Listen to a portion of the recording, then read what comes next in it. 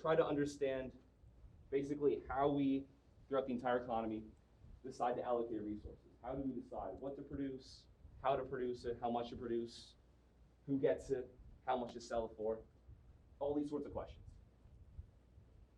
At first looking at it, it can seem kind of unwieldy, so we slowly broke it down a piece. So the reason why we have to allocate scarce resources is because of this problem of scarcity. We have more wants and needs than we have resources to achieve it. So we've got to somehow figure out what's the best. What's the best way to do this? What are the best things that satisfy our needs the most? This also gives rise to opportunity cost. Again, we're facing these trade-offs. Do we want to do this or do we want to do that? Do we want to make this product or do we want to make something else? So what we've used is a price system. That reveals the best uses of all these products, of all these resources. Through the price system, consumers show producers how much they value it. Other producers are able to bid away resources from each other so we can get these highest value uses. We can make people as well off as possible. So in general, we started off with just trying to understand what markets are. We then went into supply and demand, looking at how markets move towards equilibrium, this best condition. Thinking about how we determine what to make, how to best use resources. Let's say in this economy there's wood that costs $100 for a cord. I don't know how much a cord of wood is. And say there's 10 different uses. How do you determine which of those 10 uses? Well, you're not going to spend $100 on a cord of wood if you're going to get less than $100 back. So if consumers don't value whatever that product is, at least $100 worth, then you're going to lose money trying to sell that product. So you're not going to use the wood for that. You're going to try to use it for something that earns you more revenue than the cost you're spending to create it. So it's through this buying and selling on the market that we figure out what the best uses are. Now, because there's a lack of complete knowledge, again, producers don't know how much for sure that consumers value something. Consumers don't know until they buy it and use it if it's actually worth what they're willing to pay for it. So there's all these entrepreneurial errors. There's firms that are making mistakes. They're charging too much or too little. They're making products that suck, or they're not making enough products that are awesome. So the way we remedy this is through the profit and loss. We use profit and loss to encourage firms to create more, make more of the product that's good, that actually meets consumer needs, and make less of the failed products that don't meet consumer needs. Remember, it acts as a signal and an incentive. A signal that, hey, this is working, you should copy this. I gave the example of hard seltzers, White Claw and Truly start, then all these other companies copy them because they see how well those are doing. Loss also removes failed alternatives from the market, so we can use those resources to make something better that actually meets consumer needs. So it's this reward for doing good, punishment for doing bad. When we use the market and reach equilibrium, we have this both allocative efficiency, so we use resources properly, and we maximize consumer surplus and producer surplus. So everyone's as well off as possible. Because of subjective value, people are willing to pay more than the actual price. Some people are. Some people aren't willing to pay more than the price, based upon their needs.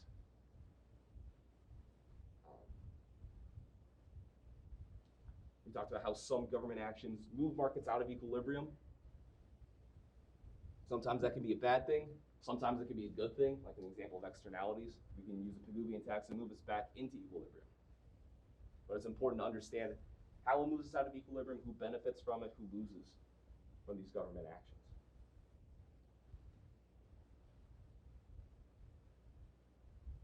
Even though I've talked about how markets are awesome, we also talked about how markets fail to live up to their true potential. Sometimes they don't achieve these optimal outcomes.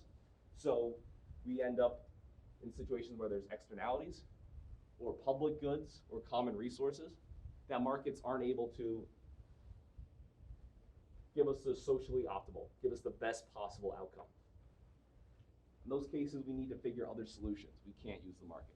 But in many cases, for private goods, the market is the most effective way to allocate these resources.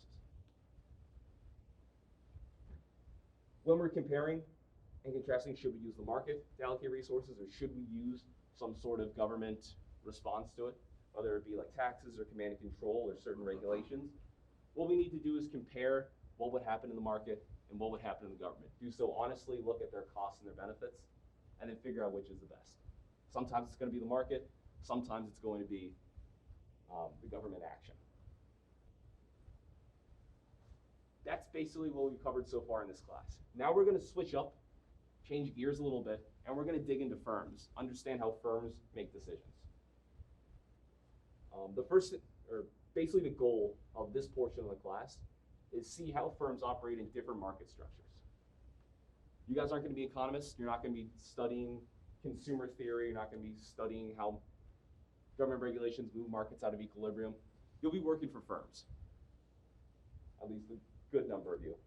So this is something you can actually take out of here and like apply to your real world instead of just some theory you learned in a classroom. You may have a lot of competitors that make the same product. You may have a few competitors that make a pretty similar product. You may have a lot of competitors that make totally different products. Or you might work for the cable company and just not have any competitors. So we'll look at how firms determine how much to produce and what price, and how competition exists in each of these different types of markets. But the first thing we're going to do is look at firms' costs in general. And we're going to actually break down how a firm operates using a lot of like accounting stuff. So we'll look at the balance sheet. And then from there, we'll draw some cost curves. Everyone's least favorite thing to do. But this chapter will help us understand what's going on. So that the next couple chapters, when I'm drawing the cost curves and you have to like remember these things, you're not just straight up memorizing. You've worked with it and you kind of understand what's going on underneath it. When I was in grad school, we obviously had to know these curves inside and out. So literally like, in my apartment before that exam, it's just stacks and stacks of paper everywhere with like these curves drawn so I can make sure I had them memorized properly. Looked like one of those like horror movie where someone goes insane. They have like that same drawing over and over again, like the walls of their house. That was basically what my apartment looked like. So now we're going to start with chapter 11, technology, production, and costs. We're then going to go to, I forget the numbers, I think chapter 12 next and chapter 15, and then have our next exam. And I have the new class schedule up on Blackboard or Canvas as an announcement. So you can see the new schedule. We're pushing back the next exam, obviously, because the third exam was supposed to be like a week and a half from now. But after missing a couple classes. So when are we having the third exam? I know it said April 8th on the thing, and then that would be next. It would be 2 weeks from now. And I'm just asking. I wish I had this.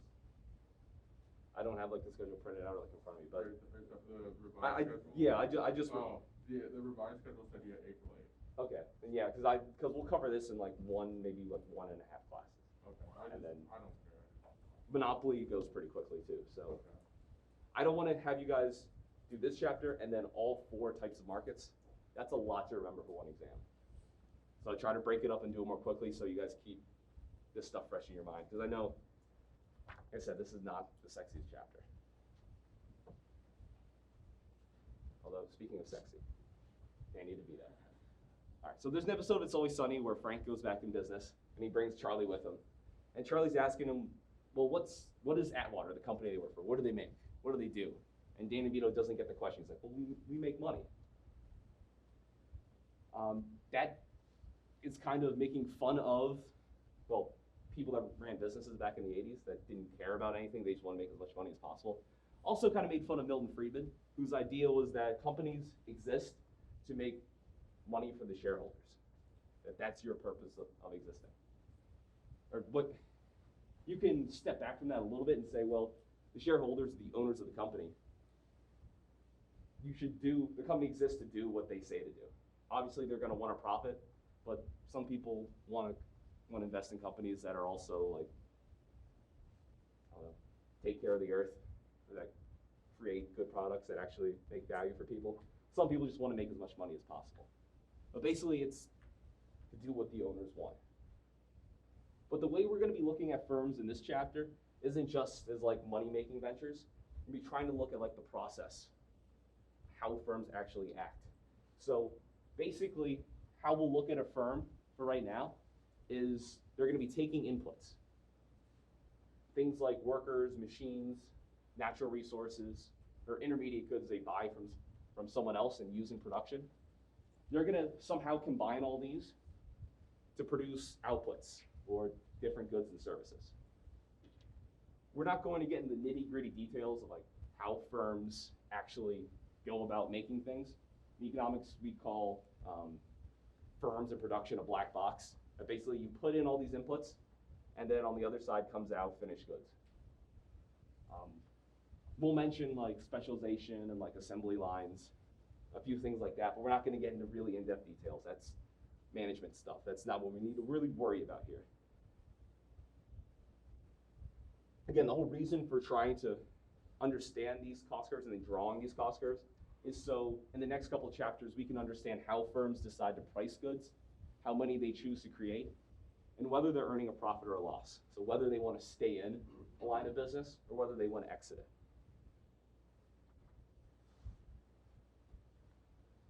So when we use the word technology in this chapter, it's going to be a little bit differently than how we use the word technology in real life. Again, economists having different definitions for everyday words, almost like they're just trying to make things more complicated for people. So we're going to call the process by which a firm turns inputs into outputs technology. So technology can include what we normally think of, like better equipment, better actual things to use, but can also include better processes or better management. It's really anything involved in the production process. So if you have a firm that they implemented management technique. So for example, in the auto industry, GM, Ford, Chrysler, the American automakers really struggling in the 1980s, had fierce competition from Toyota. Toyota had these different management techniques that the American companies didn't have. So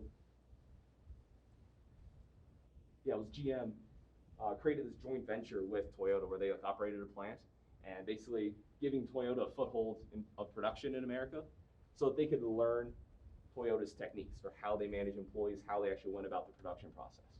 And by doing so, they learned a bunch of things from Toyota, implemented it in their like Detroit manufacturing plants, and they became more productive. So this is an improvement in technology, even though it wasn't, new robots that are making cars that you don't need people or as many people to do.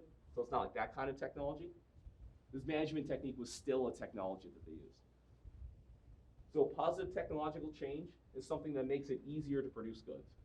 So either you can produce more goods with the same number of inputs, or you can produce the same number of goods with fewer inputs. Anything that makes it easier. An example I used to give was Frankie's. And it was like an idea, imagine if Frankie's actually became more efficient and your cheesy breadsticks took 15 minutes instead of 20 minutes.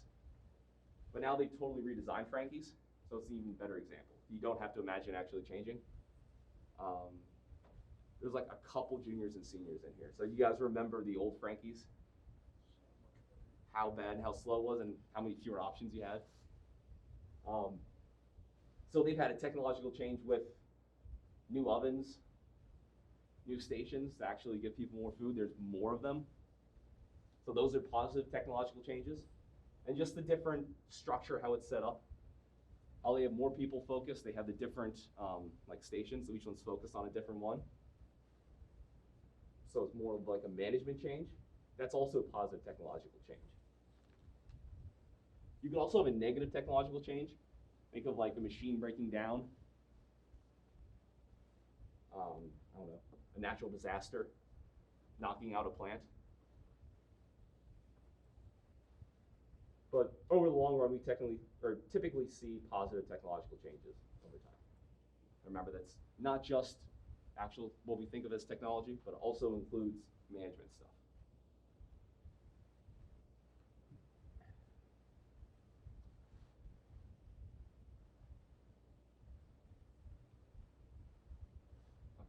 So for an example, back in the day, UPS, they started off typically just delivering from business to business, which is pretty easy to do.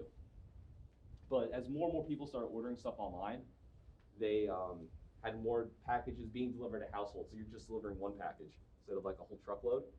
Makes it a lot more difficult. So in Christmas 2013, they said, hey, we guarantee if you order it by like the 22nd and 23rd, we'll get it there Christmas Eve. But a lot more people ordered gifts and shipped them UPS than they expected. So it turned out that they ended up being late, not delivering until like Christmas Day for a bunch of people. Obviously, that's a bad thing. You have the suppliers being upset at them because people bitch at the suppliers instead of bitching at UPS. And you have some people, and once they found out from whoever they ordered from that it was a delivery problem, then turning and bitching at UPS. So that's bad for UPS's business. So they had to figure out how do they solve this problem. So picture of Tom Hanks from Castaway. You guys probably haven't seen that movie. It's from the 80s. He worked for FedEx, and he said at the very beginning, like, he's bitching about someone being late, and he said, if we're another day late, we might as well just be the post office. They didn't want to be the post office, so they had a few different ways that they could go about trying to solve their problem. So how to not be late in the future for Christmas. They could hire more workers or purchase more airplanes. These sorts of things would help them deliver more around Christmas, but there's a problem. They deliver like more packages in December than they do like most other months of the year combined. That's their busiest month by far. So if they buy a bunch of airplanes, they're gonna be sitting around all year.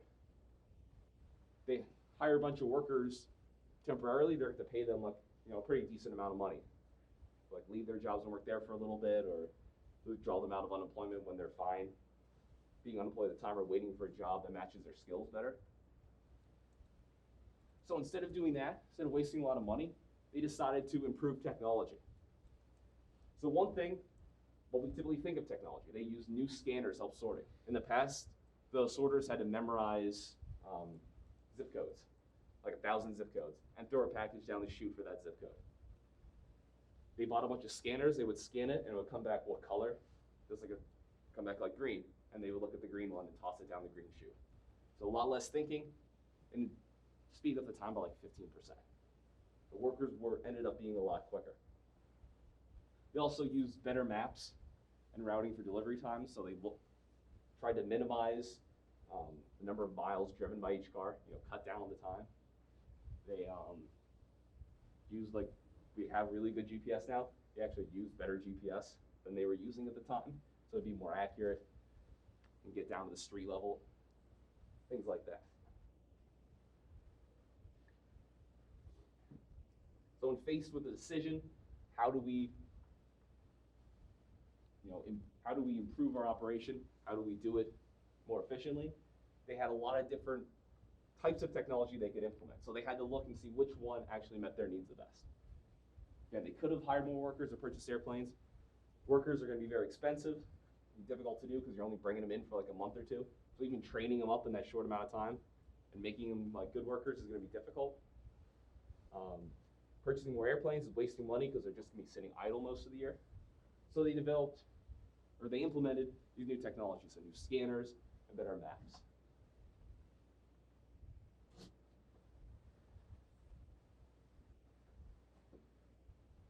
So,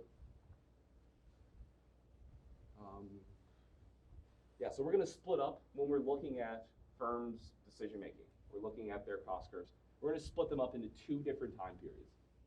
And they're just the short run and the long run. And there's no hard and fast rule about the short run and long run. There's no like, oh, this is going to be 6 months or 8 months or like something like that. The short run is a period of time when at least one of the firm's inputs, one of the things they're using to create the goods are fixed. So that means they cannot change it. So for example, a firm might have a lease for a factory. I mean, they're obviously going to lease a factory for like a very long term. So say 10, 15, 20 years. They may be too expensive to get out of. Again, it can be very expensive to change over a factory from one sort of production to another. So if they wanted to leave early and break that contract, there's probably going to be a huge penalty for them. So in the short run, they're not going to be able to get out of that. Oh, my dad does all the contracts for Amazon. I know they do 5+5. So like if they like the building, they just keep opting for 5, but they're stuck with 5 for the last place. Yeah, so that's a pretty decently long time, especially compared to like a pizza shop or like a clothing store. Yeah. Yeah, so for them, the short run is going to be at least 5 years. Yeah.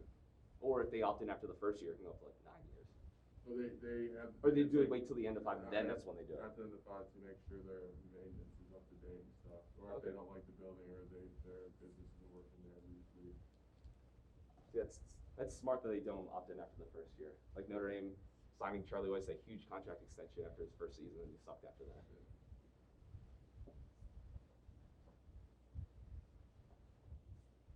Yeah, it could be the equipment they have that they can't change out, or maybe it's like a year-long process to buy a new machine that they use in production. So that's going to be fixed for that 1 year that they can't get any more equipment. Now, in the long run, a firm can vary all of its inputs. So it can adopt new technology, whether that's new management techniques or like newer, fancier equipment, a better computer system, anything like that. Can increase or decrease the size of the plant so they can get out of that contract. In the long run, you can change anything. Now, it's going to vary from firm, and it's going to vary from industry to industry, just how long the long run is.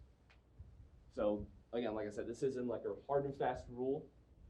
The rules are basically, for long run, long enough that you can change everything, that every decision is on the table. In the short run, there's some decision that you just can't make, that you can't get out of. St. Francis can't decide to get out of the college industry and go into something else in the very short run because a lot of money sunk into this campus. But the pizza shop right over there, maybe their lease is only for a year. So for them, they could vary all their inputs. They could change their location. They can change what they're selling in a relatively short amount of time.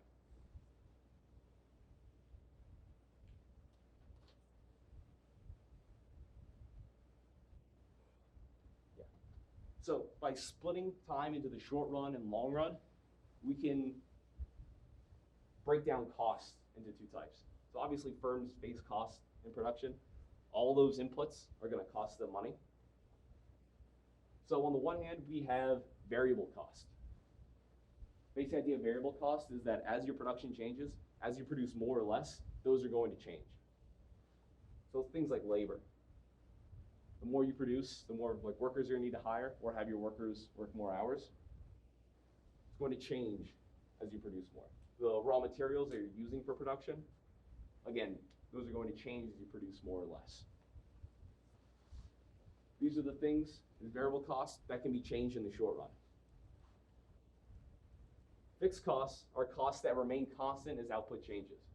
So no matter how many you produce, if it's nothing or if it's 1 billion units, that's going to cost the same amount of money. No matter how many students come to St. Francis, the cost of these buildings is going to be the same. So it's a fixed cost.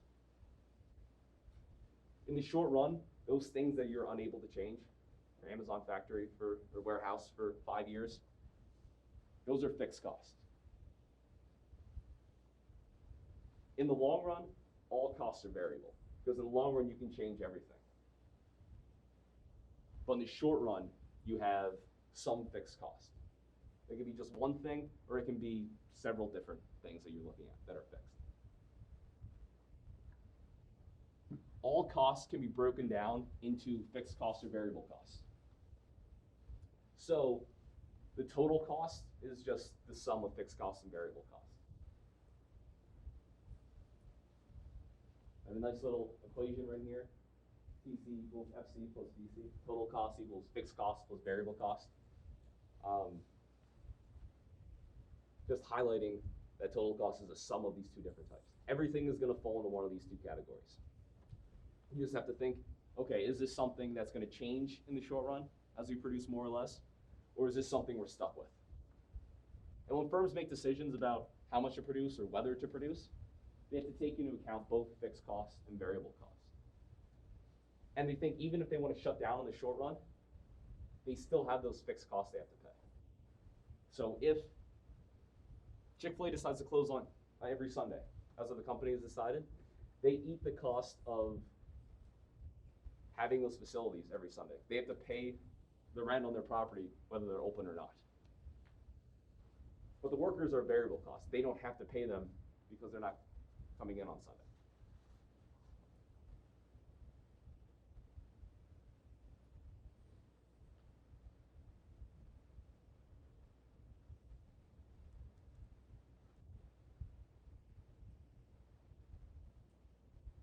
You guys good? All right. I don't want to change the slide on you while you're still trying to write. Kind of dick move. All right, so let's look for one example, the soft drink industry. There's a beverage company, it's called Frank's Fluids. They take a bunch of inputs. So we've got intellectual property, so like the trademarks for like Wolf Coal and Fight Milk, products they actually offer. The labor, so the workers they hire to produce these sodas or these drinks. The machines they use to bottle or can the drinks.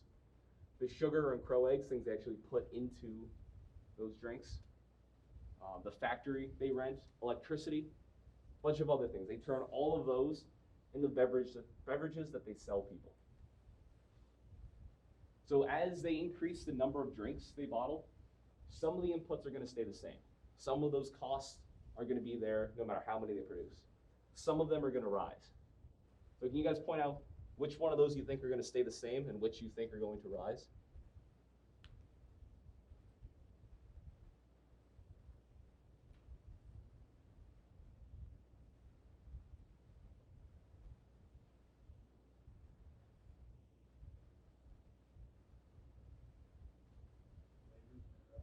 Labor's going to rise as they make more? Yeah, that's one of the easiest ones to look at. How about the ingredients? So like sugar and crow eggs, those things.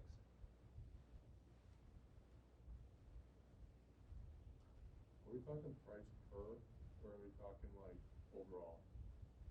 We're talking like overall cost. Oh, okay. Sugar. Yeah, so like those ingredients are going to increase over time. As if you make more. If you make less, they'll cost less. But they'll change as you change production. How about the factory? You can shout it out. Is that going to stay the same or is that going to change?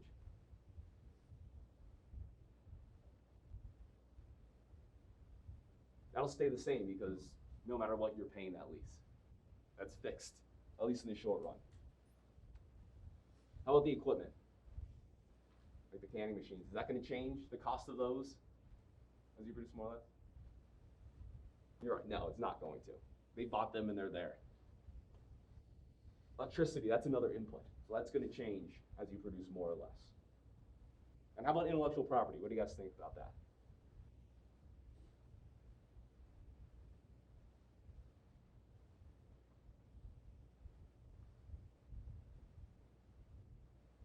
Is that one going to change as production changes, or is that going to stay the same?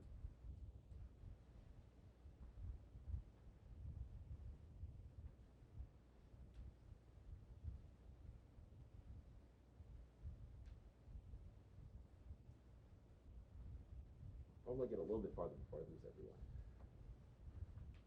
Intellectual property, that's going to stay the same as long as they're making the same number of beverages. So if it's just Wolf Cola and Fight Milk, intellectual property will stay the same. Once you pay for the whole trademark process, you're good. You don't have to pay more if you make more to the government for it. But if they wanted to expand what they're offering, offer a new type of soda, something like that, then their intellectual property can be a variable cost. It would go up because they're producing new lines. So do you guys understand the difference between variable costs and fixed costs in the short run and the long run? Just don't feel like talking. I don't blame you. I never talked in 8 a.m.s. And now I'm paying for it. Okay, I'll try to get through another slide or two at least. All right. So remember, economists like to consider opportunity cost. So it's not just, the cost of good isn't just the money you're paying. In essence, it's what else that money could buy for you. Well, this concept's coming back into play now for firms. So we're going to be considering both the explicit costs of firms and the implicit costs. So the money you're actually laying out, that's explicit costs. Everything we've talked about so far, all these examples here, all for these inputs, these are all going to be explicit costs because the company is handing over money to whoever they're buying them from. Implicit costs are going to be your opportunity costs. They're the non-monetary costs. So you're not actually paying this money, but it's a cost that you're facing. So the explicit costs are very easy to visualize conceptually. They're easy to identify. You can just look on like the balance sheet of a firm and you could see what they're spending money on. Boom, done. It's that simple. Implicit costs are going to be harder for us to figure out. And really, as outsiders, we might not be able to tell what they all are. We don't know what people within the firm are thinking about what to spend money on. And because they're never acted on, we don't actually ever see them. That's one of the reasons why people talk about subjective value.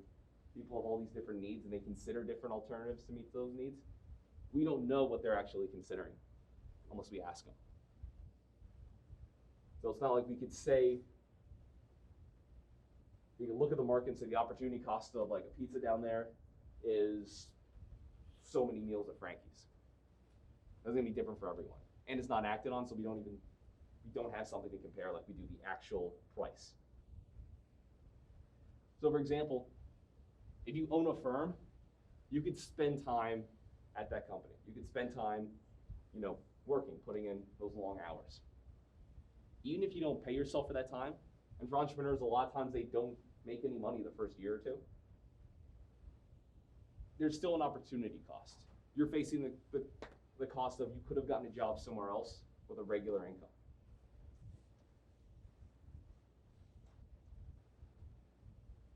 Say you decide to open, we'll go back to the pizza shop because there's like nothing else in town to think about. You could have opened a different type of restaurant. So one of the opportunity costs is being in another line of business. Again, they're a lot harder to visualize because they're not actually acted upon. But it's the other alternatives that they could spend money on. So let's look at Jill Johnson. I'm sorry this can't be like a funny example that like one person or two people would laugh at, but this is what comes with the textbook.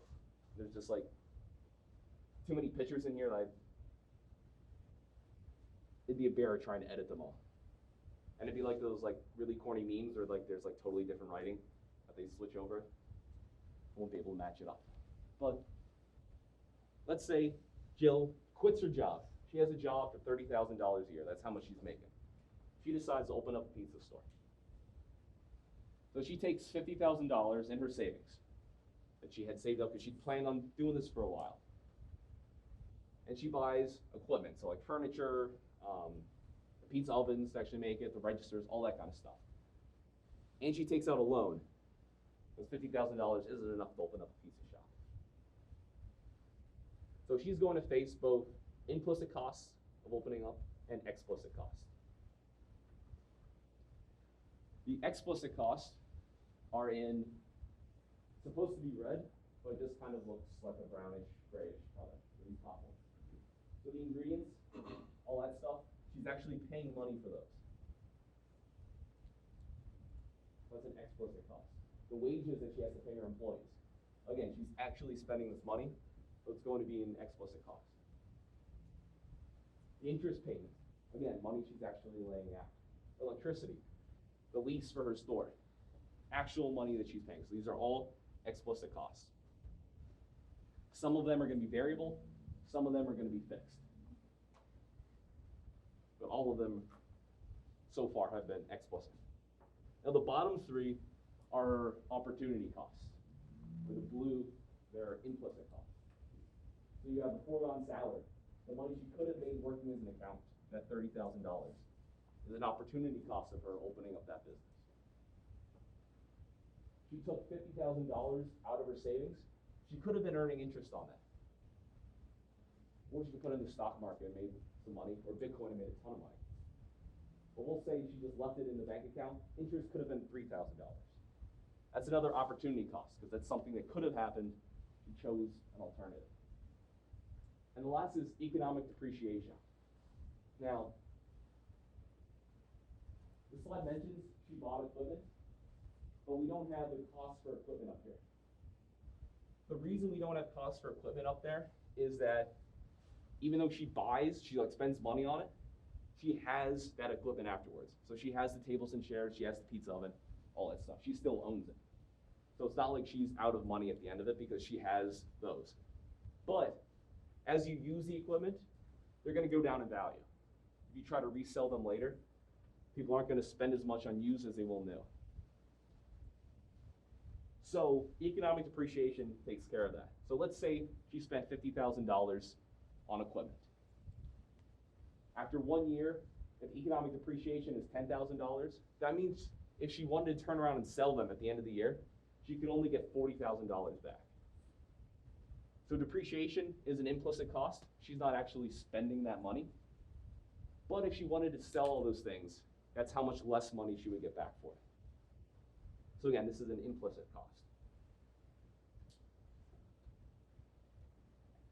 That's more accounting stuff than it is economics, but since it's information contained on the slide, I still think it's I should at least explain it so you guys know what the hell I'm talking about and why these numbers are the way they are. Okay, you guys look bored as shit, and that's compared to normal. Okay, you want to take a break and hear about the time I got kicked out of Capitol Hill on live TV? All right. So, starts out boring, but it gets good. So, every 6 months, the chair of the Federal Reserve has to testify before both houses of Congress. House the first day, Senate the next day. I was interning in DC, and I was working in like monetary policy stuff. So, I was super hyped. We had to like watch all these hearings because they're a waste of fucking time and like take a bunch of notes on it and give it to the smart people that were working on this stuff so they could make sure they didn't miss anything, but not waste 4 hours watching politicians grandstand. So I was supposed to watch it and I said, hey, like I'm right down the street, can I just go to it? And they're like, yeah, that'd be cool. Just go, just make sure you take the notes on it. So I went, and because I'm a nerd about this stuff, got there at like 7 a.m. The thing didn't start till like 11 or 12. So I had to wait outside one of the Rayburn building, so one of the congressional offices across the street from the Capitol. Got there, I had to wait like half hour outside till they opened up, then like sprinted in and got to be first in line. So I'm going to be right behind Janet Yellen on TV. I'm going to be on national television. Humphrey Hawkins, his testimony is televised live every single year. People actually watch it. Most hearings they don't care about. They're really boring. I had to watch like 12 flood insurance ones. Terrible, no one watches it. But because the Federal Reserve Chair talks about the future of interest rates, things like that, the financial world really cares about it. So I like text my mom, like, hey mom, I'm gonna be on TV today, check it out. I'm like all excited. This guy comes with me that was also interning with me. He was crazy into Bitcoin, like a greasy used car salesman trying to sell Bitcoin. So he sits next to me. And apparently Pennsylvanians are more sarcastic than I realized. So like we get in there and we're like sitting behind her and he doesn't think it's a big deal. He like doesn't realize it. So he keeps nudging me, like trying to make jokes to me. We're talking and he has a notepad. He's drawing on his notepad like different Bitcoin things, like, hey man, should I do it? I was just like, oh yeah, it's a great idea. Yeah, go for it. And I don't know if he just really wanted to do it or if it went completely over his head, but he writes out, buy Bitcoin. And right as Janet Yellen is being quizzed on why they can't audit the Fed, which is kind of like a conspiracy theory. People want to know what the Fed's hiding and what they're actually purchasing. Like this guy's like hammering her about it. He doesn't realize he's not paying attention. He, with the biggest shit-eating grin on his face, holds it up right in front of my face and like smiles. CNBC like screen caps it and like sends it out, but they crop his face out of it. So it's above me, so everyone thinks I'm doing it. And this blows up on Twitter and on Reddit, like immediately. The chair of the House Financial Services Committee, Jeff Henserling, his parliamentarian, came down and like quietly freaked out on us because like she had to time it so like Yellen wasn't talking, so she wasn't on camera yelling at us, but like to make sure just to bitch at us for doing that. And again, everyone thought it was me and not Christian, so I was like really pissed off.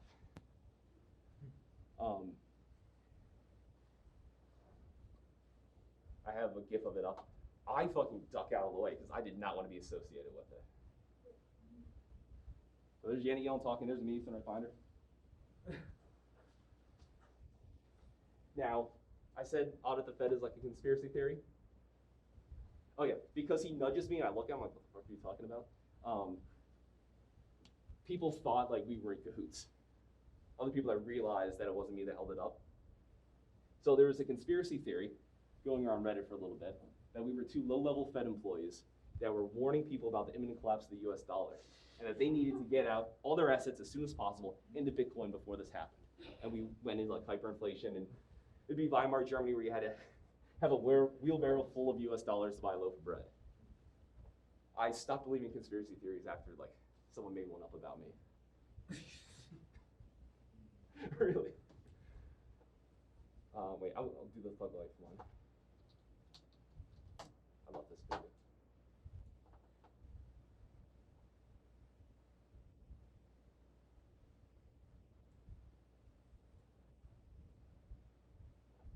Oh, damn, it's not the. Oh, yeah, there's Christian in his fucking seersucker jacket.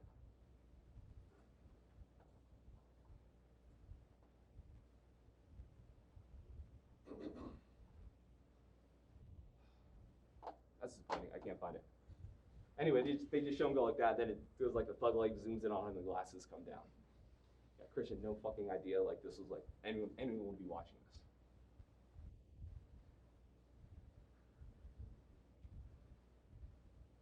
So yeah, obviously later on, she's like, no more of this shit.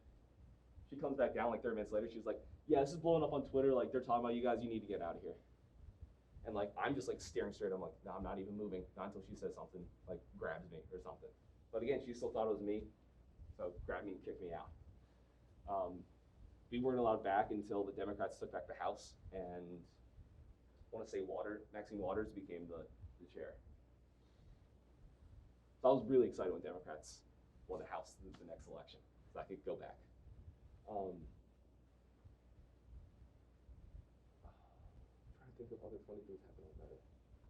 Oh yeah, my mom like watched it early on. She's like, "Oh, that's cool, Connor's on TV," and then turned it off. And then one of her coworkers came in, like, "Hey, did you see that idiot on Capitol Hill that held up a sign?"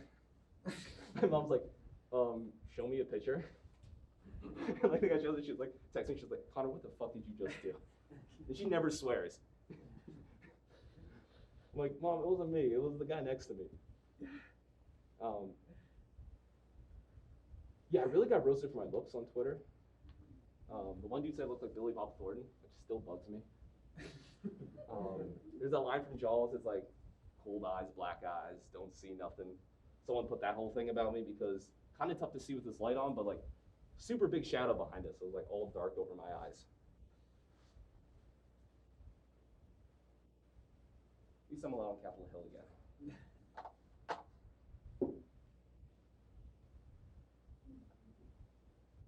Oh yeah, the value of Bitcoin on that day was about $2,000 for one Bitcoin. Christian owned a ton of it because not only because he's loaded, he comes from money, but he was obsessed with Bitcoin.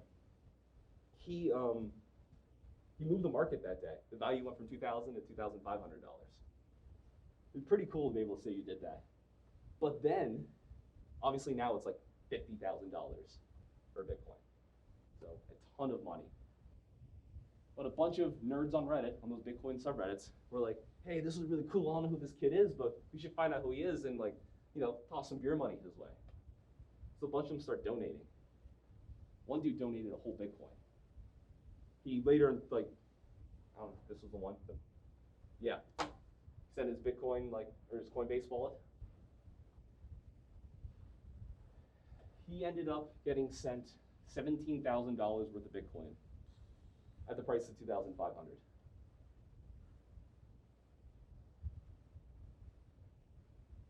Yeah, that's a lot of money. I used to be able to do the math when it was at like 16, and it was like a pretty big number. I don't even want to know now. I didn't care about Bitcoin, so I didn't have any. Really wish I would have capitalized on it at the time.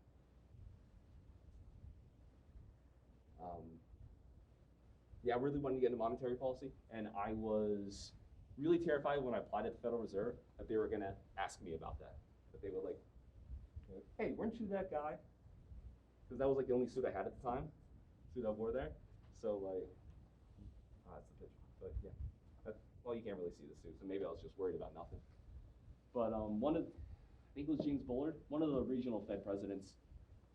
Sometime later was like doing an interview, and a woman was asking him about that. She actually held a 5 Bitcoin sign that she drew.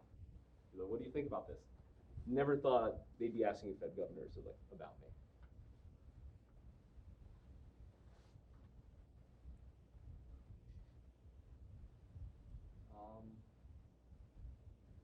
Last thing I think of is that, before we like get back to class, is that some dude made they made a couple t-shirts. One of like Christian ripping off his shirt like Superman. It has like Bitcoin logo there.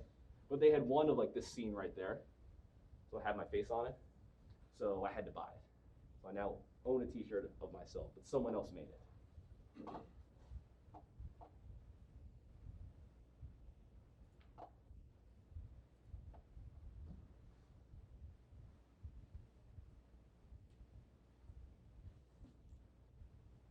You're not allowed to hold up signs or anything at those Capitol Hill hearings, but you are allowed to wear clothes that say things.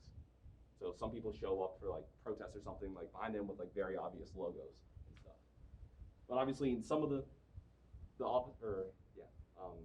like hearing rooms, there's only like 2 rows behind there, and the first row was all like people with yelling. Who's like 4 foot, she's like this tall.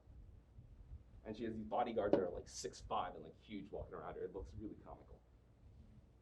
But now she's Treasury Secretary.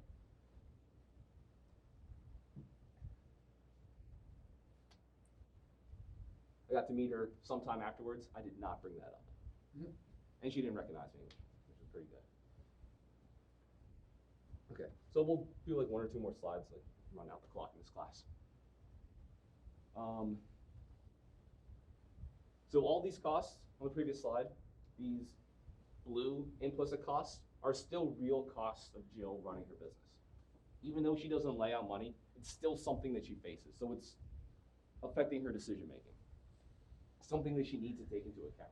Even if, again, she's not actually laying out the money, she needs to think about these things. The implicit costs could be other jobs. So not just her accounting job of $30,000. It could be another job, maybe a job that makes her more money or jobs that make her less money. But those other alternatives she had for work, besides owning and operating a pizza shop, are still implicit costs that she faces. And other businesses she could have run. So her own high-end shoe company, Shoe La La, industrial strength vacuum cleaner for the home, Suck It, the Safer Grill, the Magic No Ouchie meat machine, all those weird things from the office. Could have run businesses like that. So again, there's all these different implicit costs she's facing. But because there's a million different fake businesses you can come up with, like a million different types of opportunity costs. So it can be very difficult to try to list them all. But it's important to at least hit the major categories. Jobs she used to have or could have had. What are the other ones? The foregone interest, the depreciation. Those are much easier, at least like those broad categories, are much easier to think about than trying to name every possible thing. And Jill is charging herself for the money she took out of her savings, just like the bank charges her for her loans. So had she not taken that $50K out, and she had just taken a loan that was worth even more, she'd had to physically pay the interest on it. So that $3,000 of foregone interest, she'd taken out the loan, she'd had to pay that back to the bank as some of the interest, so that would show up on her balance sheet. So it's important that she charges herself for it, at least when she's implicitly thinking about these costs.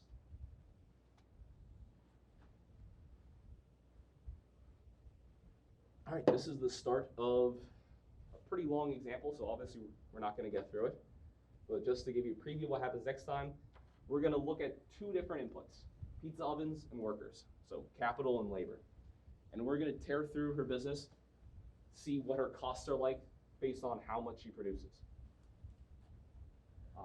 And from that, we'll develop some cost curves that we'll be working with in the next several chapters.